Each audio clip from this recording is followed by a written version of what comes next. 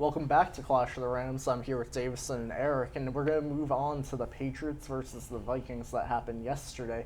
Patriots blew them out 30-7, bouncing back from an embarrassing Week 1 loss to the Dolphins. So, guys, very inconsistent, and it's only been 2 weeks, but what do you guys think so far from the Patriots? I liked what I saw yesterday for the most part. It was much better than last week. The defense looked great. They had 4 interceptions, 6 sacks. They were getting pressure. It was Matt Castle. That's the primer here before we start the conversation. They were playing Matt Castle. They were playing Minnesota. But you still have to make the plays and get to the quarterback. They did that yesterday, something they couldn't do against Miami. I'm still concerned about the offense. The offensive line was much better. Brady had much better protection yesterday. But Brady is still not using everybody on the field. He's Edelman all the time. Rob Gronkowski is back. He should be using him more. He should be using Aaron Dobson. Danny Amendola and Brandon LaFell, I don't even know if they made the trip to Minnesota yesterday. Brady needs to be better at using everybody on the field. Yeah, I totally agree with everything you just said, Eric. But one thing I'm curious about is whether or not Tom Brady has confidence in his receivers. I mean, we don't know. We haven't been at the practices. We don't know if he has that rapport like he does with Edelman. Of course, he had that rapport with Gronkowski, but he's coming off an injury. He didn't really play much of the preseason at all. Actually, he didn't play at all. So I don't know if he's that confident yet in his receiving core to kind of make those plays. And it's sad, honestly, that they're depending on Stephen Ridley, the most unreliable running back on the squad, to carry the team. And it's just, I don't even know. I just want to say one thing. I'm getting a little sick of Brady and not trusting the receivers. I think Brady has to get over it. Mm-hmm. Start utilizing these guys. These are NFL players. We see this every year when new guys come in. Oh, he's not comfortable with Brady. He's not comfortable with Brady. That's because Brady doesn't throw to him.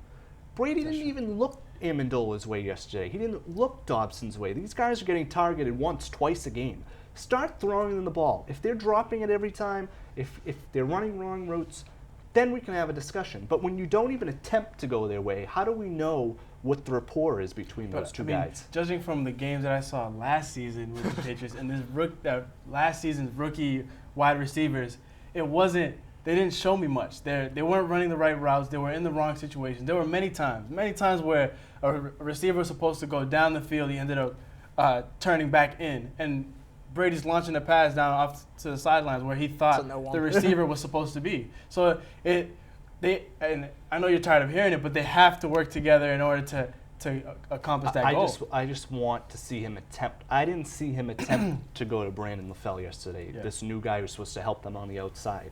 I saw him go to Aaron Dobson once on one of the first drives of the game and not the rest of the game.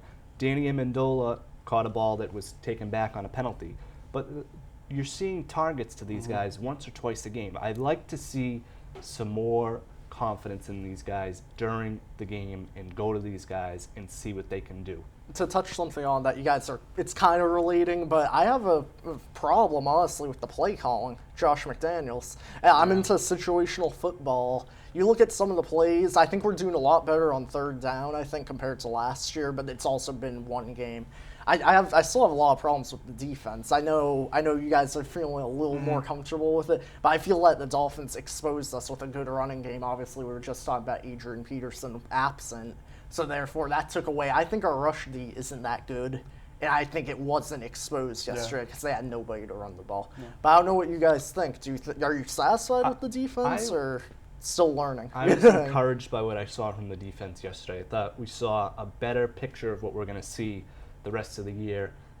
Revis looked good. Chandler Jones looked great yesterday. He is going to be huge. He was getting after the quarterback. He had that huge play on the blocked field goal. He was a beast. That's what they need from somebody like that on the outside to get to the quarterback, to get some pressure. All right, yeah, and I just to kind of second off of that, I think that this Patriots defense has that element of fear. They have Browner, they have Revis, they have Jones on the inside, Vollmer. They have these guys that are all veteran guys, and they have a history in the NFL of providing pressure. And that plays a role psychologically on players and teams that are coming in to face the Patriots. And they always have that in the back of their mind that we have a star-studded backfield.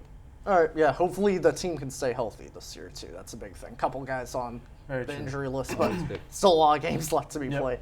All right, that's all for this segment. So next we're going to do Game Time, where we're going to talk about the Red Sox for next year. Not necessarily this year. I'm sure not a lot of people want to hear about that, but we're going to talk about the Red Sox future in our next segment, so stay tuned.